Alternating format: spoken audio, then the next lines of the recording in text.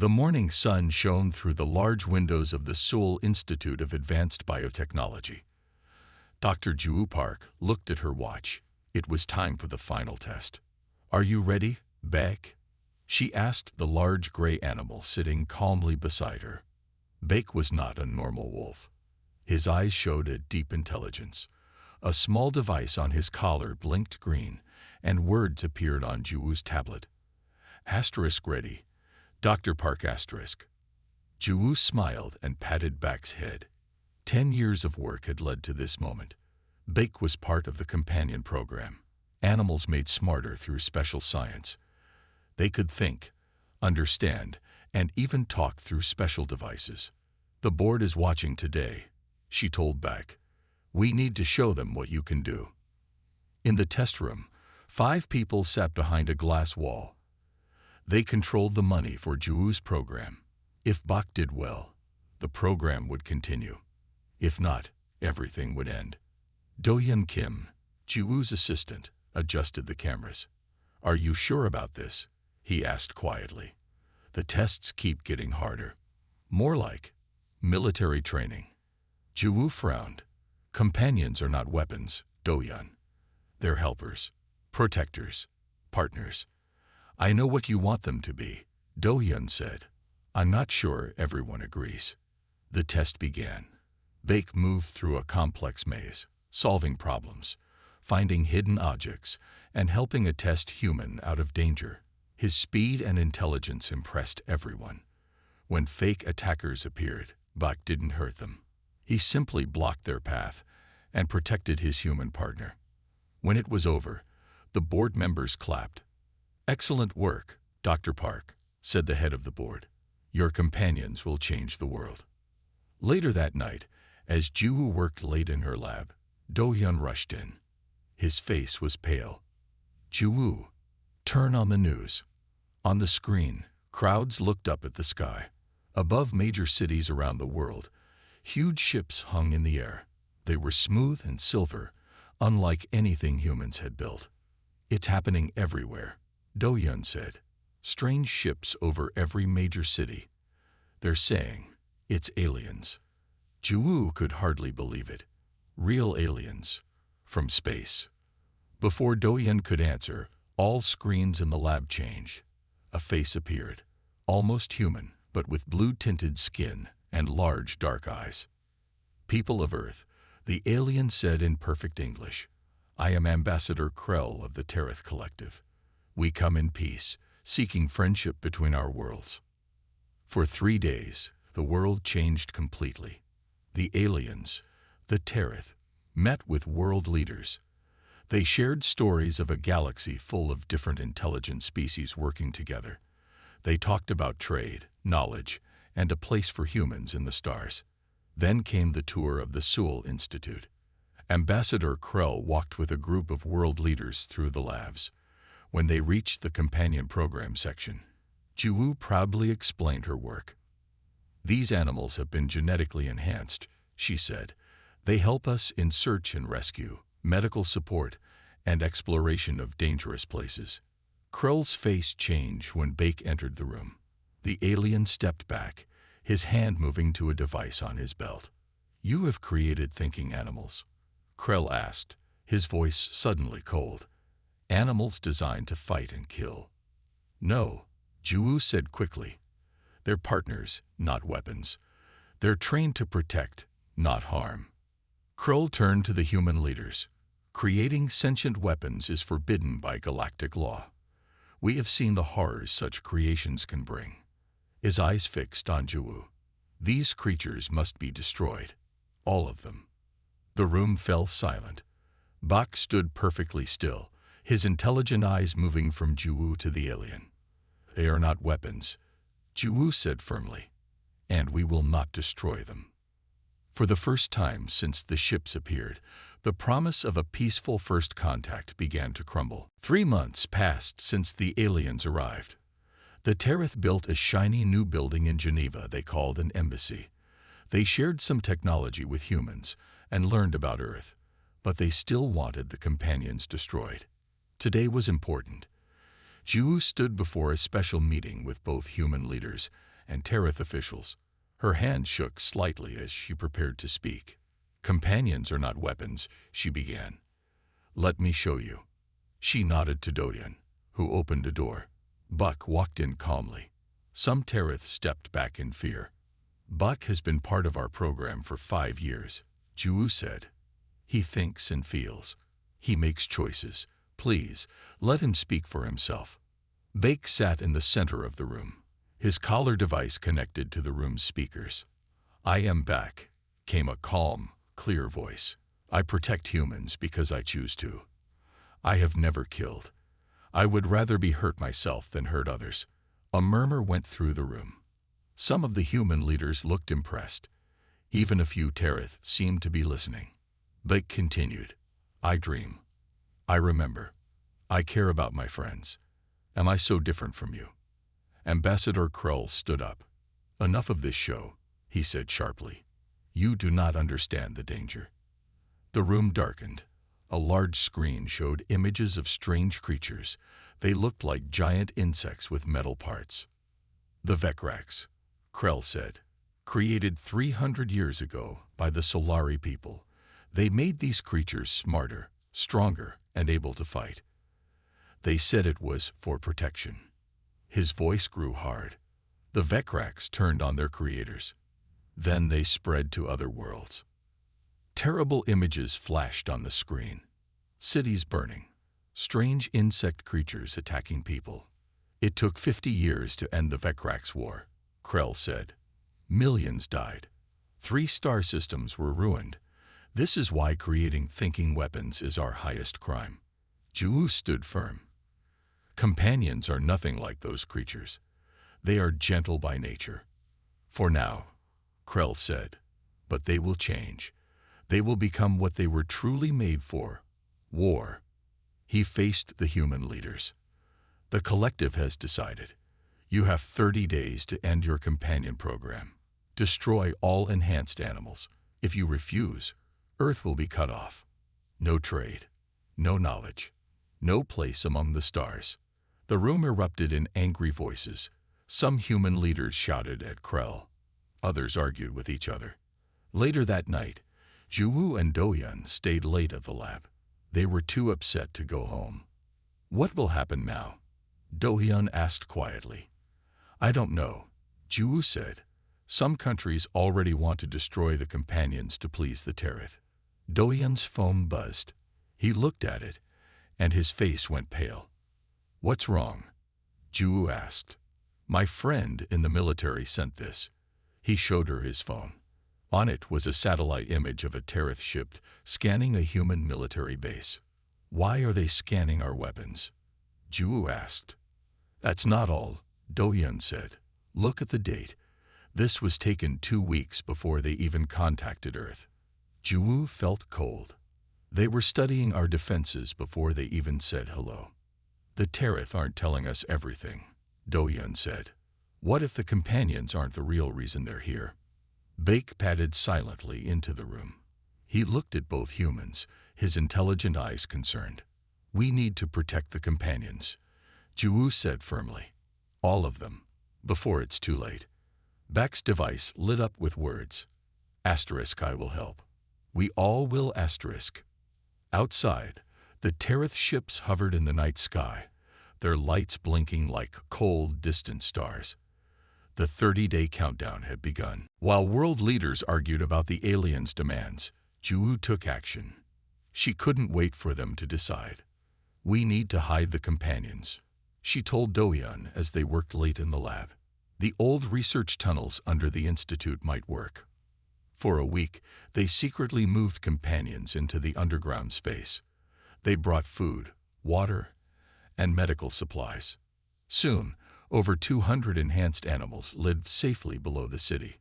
One night, as Ju checked on the hidden companions, a stranger approached. He wore a plain dark suit and moved quietly. "Dr. Park," he said, "my name is Hyamu Choi, military intelligence." He showed her an ID card. "We need to talk." Ju was afraid. Had they been discovered? "Don't worry," Hyunwoo said. "I'm here to help. The Terith are not what they seem." In a quiet corner, Hyunwoo showed them files on his tablet. The Terith Collective has 7 different alien species, he explained. They don't all agree. One group, the Viridians, wants Earth's resources. They see humans as useful servants. But why target the companions? Do-hyun asked. Because they're afraid, Hyunwoo said. Our bond with companions makes us stronger. The Viridians study history. They know humans fight hardest when protecting something they love. Jiwoo thought about this. So they want our companions gone before they make their real move. Exactly, Hyunwoo said. We've been watching them. They're mapping our defenses, studying our weapons. This isn't about friendship. It's about conquest. Back in the main room of the underground shelter, something strange was happening. Companions of different species, wolves, dogs, cats, even birds, gathered in circles. They seemed to be communicating without their devices. They've been doing this more often, Do-hyun said. It's like they're developing their own way to talk. Jiwoo watched with wonder. They're evolving faster than we expected, adapting to the crisis. Suddenly, alarms blinked on the security screens. Something's coming, Hyunwoo said. Outside the hidden entrance, a small Terith ship hovered. 6 aliens in armor stepped out, carrying weapons. They found us, Do-hyun whispered. Get everyone deeper inside, Jiwoo ordered. We need tow. Before she could finish, Baek and 5 other wolf companions moved toward the entrance. Their bodies were tense but controlled. Behind them, other companions organized themselves. The larger ones moved in front of the smaller ones. Birds flew to high points where they could watch. What are they doing? Hyunwoo asked. Protecting us, Jiwoo said softly. They're organizing a defense. When the Terith broke through the door, they expected easy targets. Instead, they found a disciplined group of companions. The wolves didn't attack, but formed a barrier. When one alien fired a weapon, a large bear companion knocked it aside without hurting the alien. The companions worked together perfectly. Smaller ones distracted the aliens while larger ones blocked their paths. Birds dropped small objects to confuse the intruders. In 10 minutes, the Terith retreated without harming a single companion or human. Hyunwoo stared in amazement. They didn't kill anyone. They could have, but they chose not to. That's what I've been trying to tell everyone, Jiwoo said. They're not weapons. They protect. Later that night, as the humans discussed plans, a message came on all screens. Ambassador Krell's face appeared. People of Earth, he said, your time is up. You have chosen to keep your dangerous creations. Now you face the consequences. As of tomorrow, Earth is under quarantine. No ships in or out. Any companions found will be terminated. His cold eyes seemed to stare directly at Jiwoo. For the safety of the galaxy. The screen went dark. The war for Earth's future had begun. 1 week into the quarantine, Earth felt different. The Terith ships circled the planet like hungry sharks. No one could leave. No messages could be sent to space. Earth was alone again. Many people blamed the companions. If we just got rid of them, we could join the galaxy, they said. It's not worth it. Jiwoo, Do-hyun, and Hyunwoo worked to keep the companions safe. They now had 5 underground shelters across the country. Each day, more enhanced animals arrived, brought by people who still believed in them. Something's wrong, Hyunwoo said one morning. 2 of our smaller shelters stopped sending reports. Do-hyun checked his computer, the one in Busan and the one near Daejeon. They both went silent last night. Could the Terith have found them? Jiwoo asked. I don't think so, Hyunwoo said. His face was grim. My contacts say it was humans. Humans. Jiwoo couldn't believe it. Who would help the Terith? Her answer came that evening. On all screens, Director Minji Kang from the UN Security Council appeared. Her face looked cold and determined. Citizens of Earth, she said, we have begun removing the obstacle to our galactic future. The first companions have been turned over to the Terith. This process will continue until all enhanced animals are eliminated. Juwu felt sick. She's betraying them. Betraying all of us. She thinks she's saving humanity, Do-hyun said quietly. That night, they got video from the Busan shelter attack. Minji's forces had stormed the building with stun weapons, but the companions hadn't fought back. Instead, the video showed something amazing. The shelter had been a school during the day. When the attack came, 20 children were still there. The companions had formed a circle around the children, protecting them from stray shots. They allowed themselves to be captured rather than risk the children. They could have escaped, Han-woo said as they watched. But they chose to stay and protect. Juwu nodded, tears in her eyes. Upload this video to every network. People need to see the truth. The video spread quickly. People began to question Director Kang's actions. Many who had supported giving up the companions now changed their minds. But the biggest shock came the next day. Han-woo burst into the main shelter, his face pale. We intercepted Tereth messages, he said, showing them his tablet. The Viridians aren't just afraid of the companions. They see humans as perfect servants, strong enough to work but easy to control. Earth is rich in resources they want. They were never going to welcome us into their community, Do-hyun realized. They just wanted us to give up our best defense. Baek and the other companions listened carefully.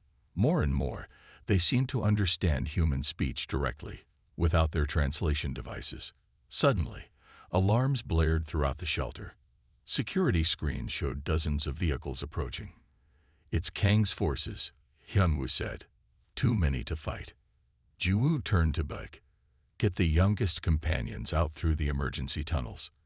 Do-hyun will lead them. What about you? Do-hyun asked. Someone needs to slow them down, she said firmly. Before they could argue further, a massive explosion shook the building. Dust filled the air. Through the smoke, armed figures entered. Find the animals, a voice shouted. Director Kang wants all of them. In the chaos, Juwu lost sight of Do-hyun. She crawled through the debris, looking for him. Then she heard his voice, a cry of pain. She turned to see Do-hyun being dragged away by 2 guards. Behind them, several companions were already in cages. Go, Do-hyun shouted when he saw her. Save the others. As the guards took Do-hyun and the captured companions away, Juwu felt something break inside her. This wasn't just about protecting the companions anymore. Now it was war. 3 days after Do-hyun's capture, Juwu sat with Baek and Hyun-woo in their new hiding place. It was a small underground lab far from the city. Maps and pictures covered the walls. Juwu hadn't slept much. We know where they're keeping Do-hyun and the others, Hyun-woo said, pointing to a map. An old factory outside Seoul. Kang's people guard it, but the Tereth check it every day. How many guards? Juwu asked. At least 30, plus cameras and alarms. Juwu looked at Baek. What do you think? Can we do it? Baek's eyes showed deep thought. He walked to a group of companions in the corner of the room. There were wolves, dogs, cats, and even some birds. They gathered in a circle, their bodies still. What are they doing? Han-woo asked. Talking, Juwu said, without words.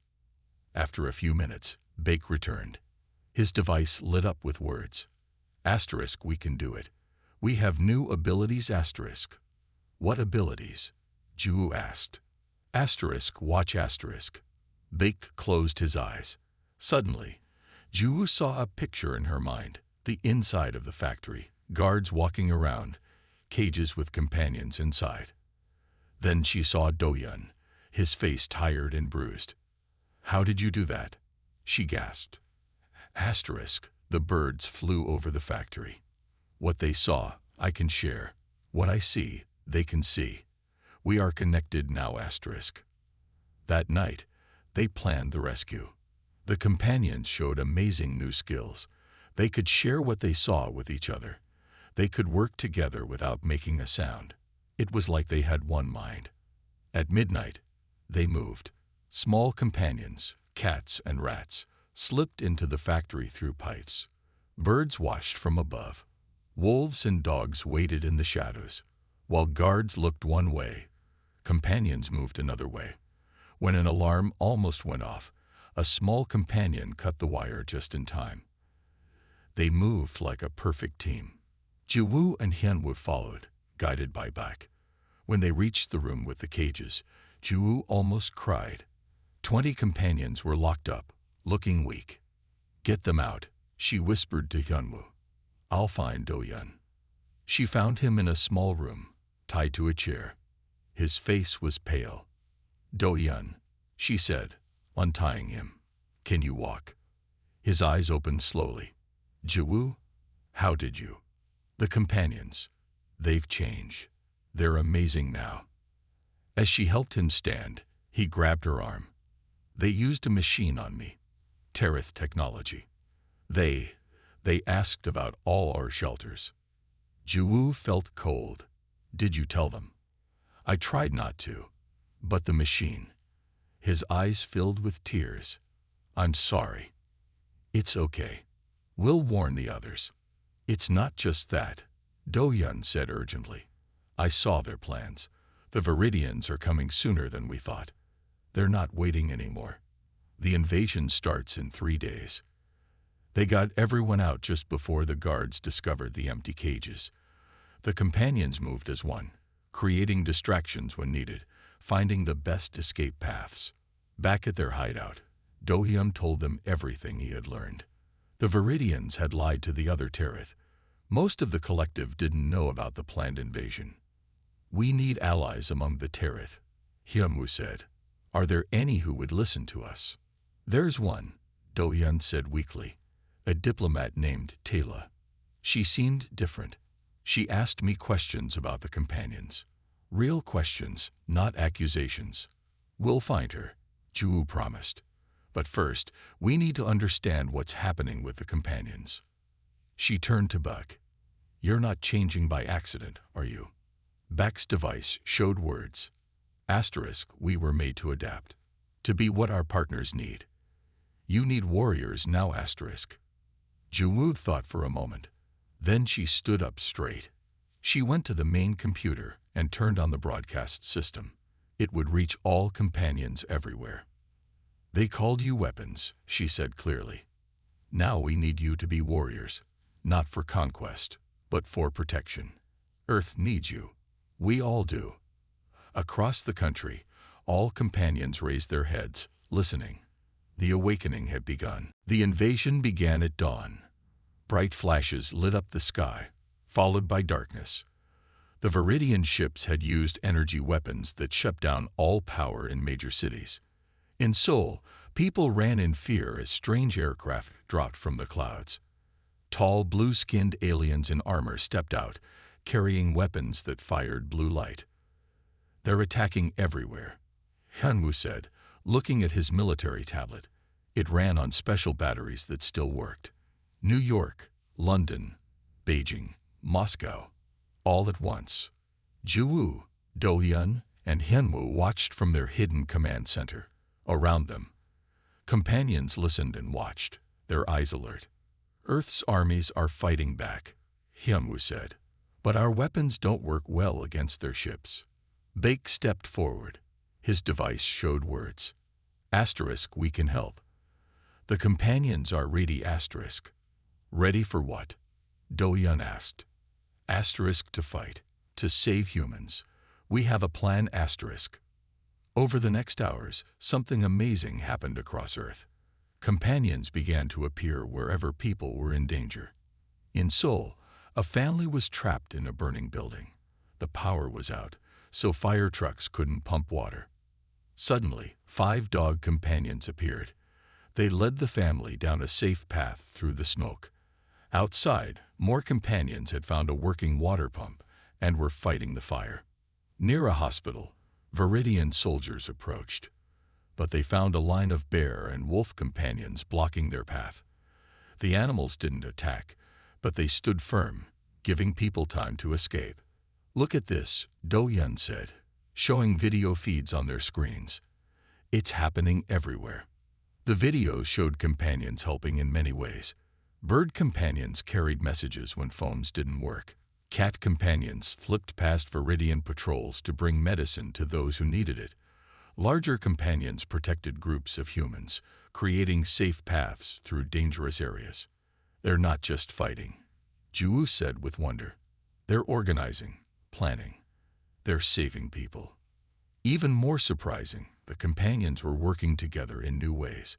When Viridian forces circled a school, wolf companions distracted them while dog companions led the children out through a back door. Bird companions watched from above, guiding them all to safety. The companions' network spread across the world. What one saw, all could see. What one learned, all knew. They became Earth's hidden defense system. In the center of Seoul, a group of humans was trapped by Viridian soldiers. Among them was Director Minji Kang, who had betrayed the companions. "We're going to die here," someone cried as the aliens moved closer. Suddenly, a large group of companions appeared, wolves, bears, and big cats. They moved between the humans and the aliens, protecting everyone, even Kang.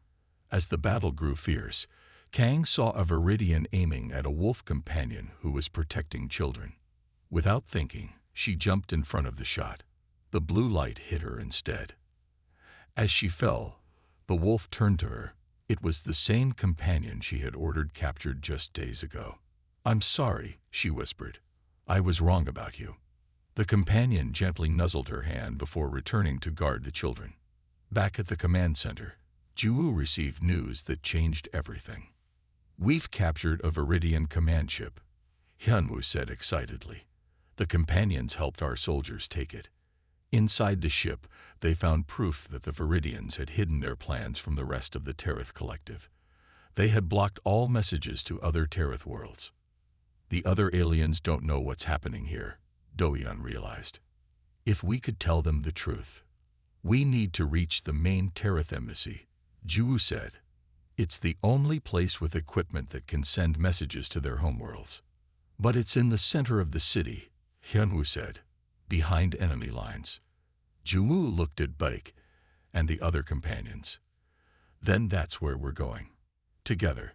Baek's eyes showed his agreement. The hardest fight was still to come. The streets of Seoul were dangerous now. Viridian soldiers patrolled everywhere. Buildings were damaged or burning. The once busy city was quiet except for the sound of alien ships overhead. Ju, Do-hyun, Hyunwoo, and a team of 12 companions moved carefully through the ruins. Baek led the way, his keen senses alert for danger. 2 bird companions flew ahead as scouts. They shared what they saw with the others through their new mental link.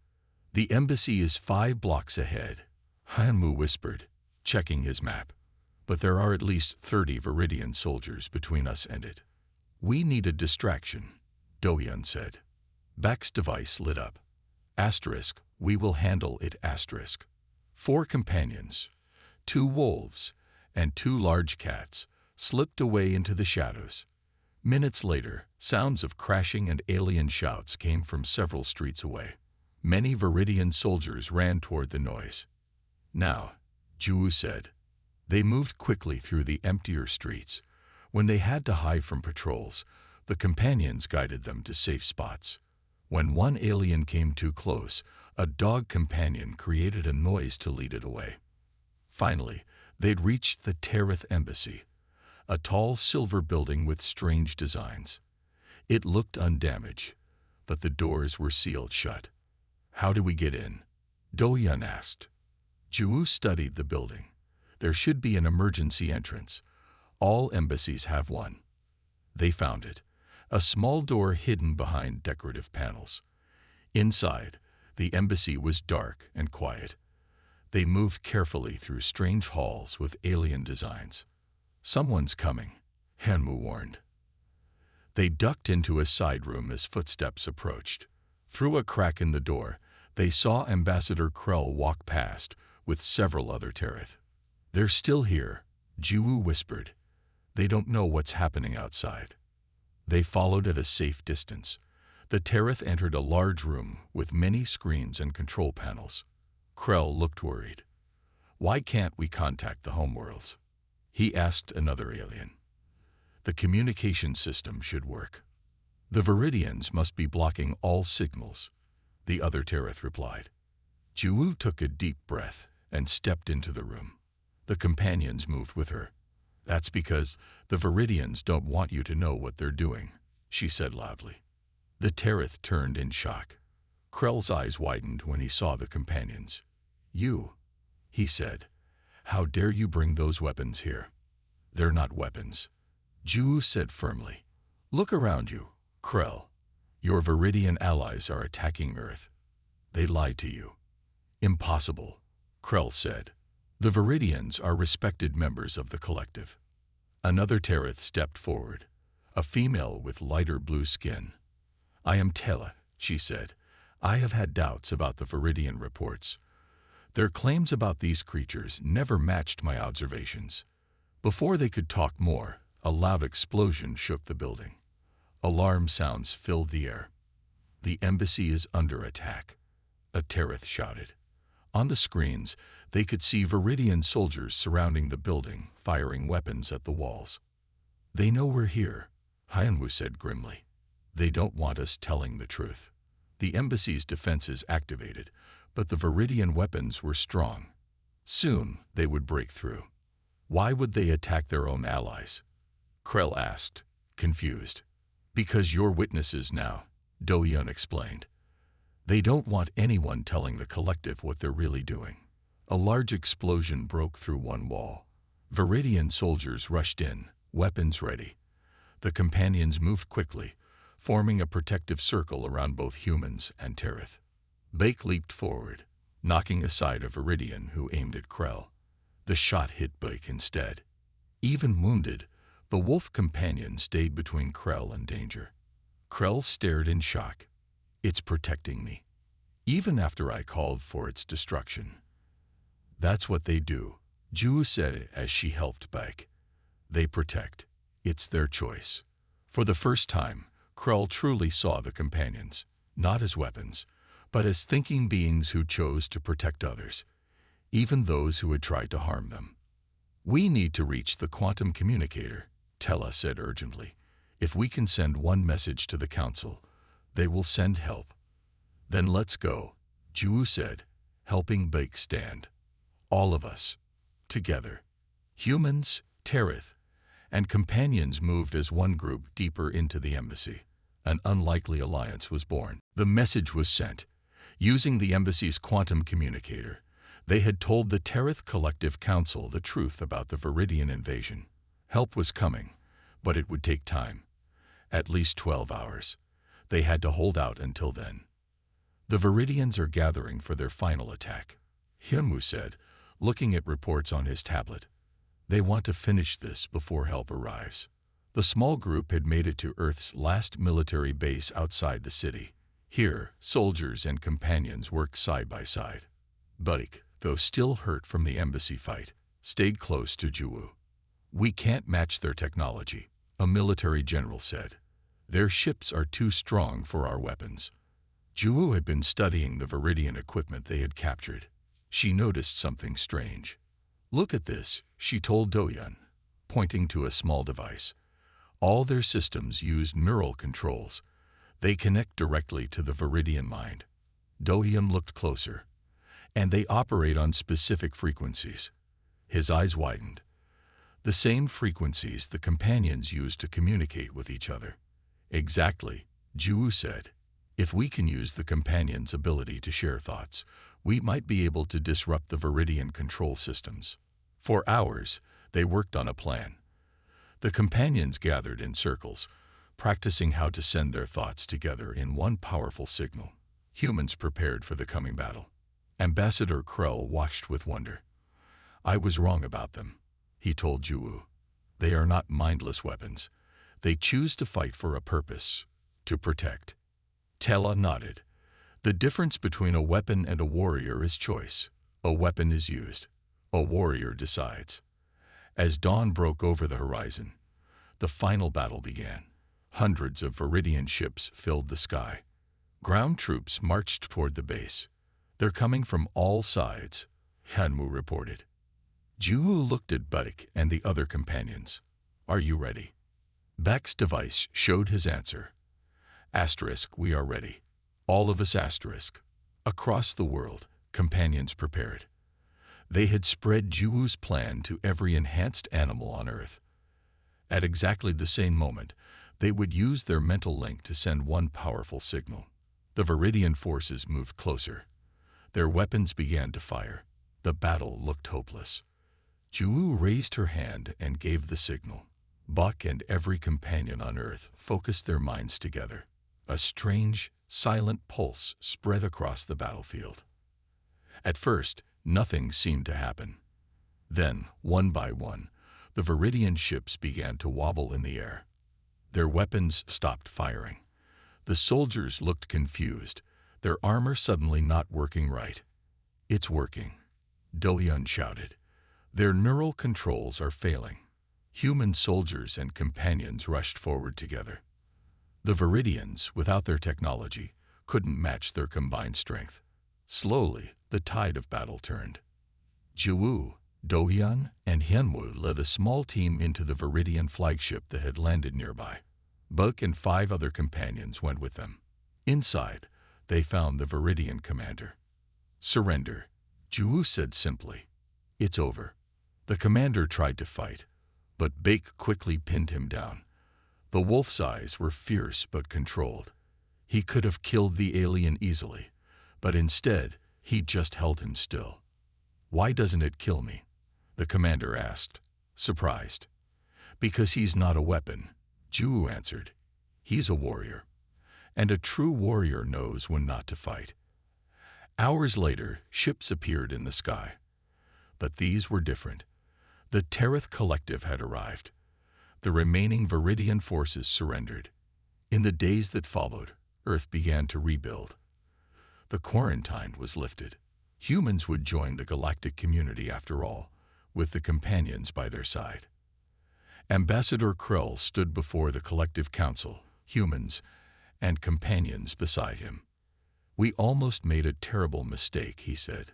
"These creatures are not the weapons we feared. They are something much more valuable.